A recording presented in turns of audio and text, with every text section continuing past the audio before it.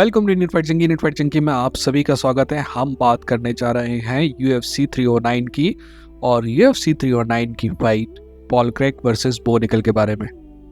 वैसे तो कई लोगों का कहना है कि ये UFC का सबसे बड़ा कार्ड है साल का। वैसे लोग उन्हें एक्सपर्ट कहते हैं, मैं बेवकूफ़ कहता हूँ, क्योंकि नाम में ज़रूर बड़ा है ये कार्ड, बट इंटरेस्टिंग इतना नहीं है जितना पब्लिक आपको बता रही है। खैर, इस पूरे कार्ड में कुछ जो इंटरेस्टिंग फाइट है उनमें से एक है पॉल क्रेग वर्सेस बो निकल। इस फाइट के बारे में बात करेंगे, पर आगे बढ़ने से पहले सब्सक्राइब करके बेल आइकन को क्लिक करिए, क्योंकि ये कॉमेडी स्पोर्ट का सबसे बेहतरीन चैनल है। मेरा वादा है कि जब भी आप वीडियो देखकर उठेंगे तो आपके पास पहले से ज़्यादा नॉलेज होगा। अगर ऐसा नहीं होता है तो अनसब्सक्राइब कीजिएगा और 4 गालियाँ दे के जाइएगा।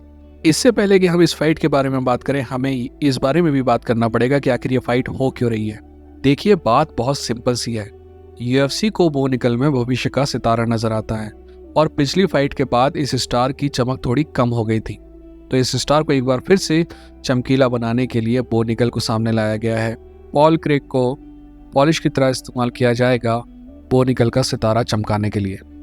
तो फिर आप सोच रहे होंगे कि आखिर ऐसी कौन सी बात है कि ये फाइट मुझे इंटरेस्टिंग नजर आती है। बात बहुत सिंपल सी है।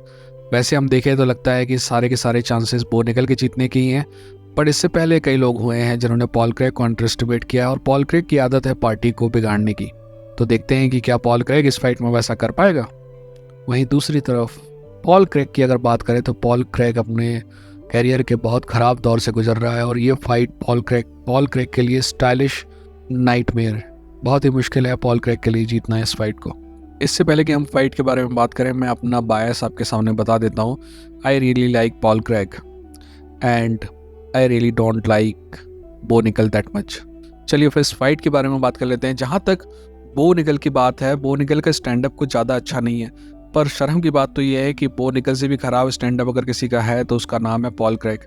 और इन दोनों से ज़्यादा शर्मनाक बात यह है कि बो निकल एक्चुअली पॉल क्रेग को स्ट्राइकिंग में ही हरा सकता है, और मेरे ख्याल से UFC भी यही चाहता है कि बो निकल पॉल क्रेग को स्टॉप करे स्ट्राइकिंग में ही। देखिए, पॉल क्रेग जो है वो ट्राई कर सकता है बो निकल को टेक डाउन करने की, बट मेरे को नहीं लगता कि वो बो निकल को टेक डाउन कर पाएगा।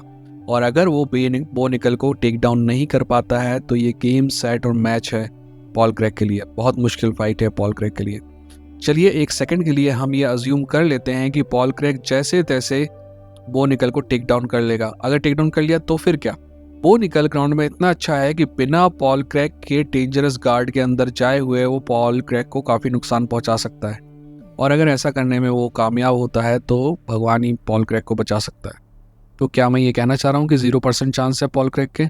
नहीं। तो उस पॉल क्रेग को अंडर एस्टिमेट करना, जैसे कि मैंने आपसे कहा, कि खतरे से खाली नहीं होता है। पॉल क्रेग के पास हमेशा एक आउटसाइड चांस होता है फाइट को जीतने का।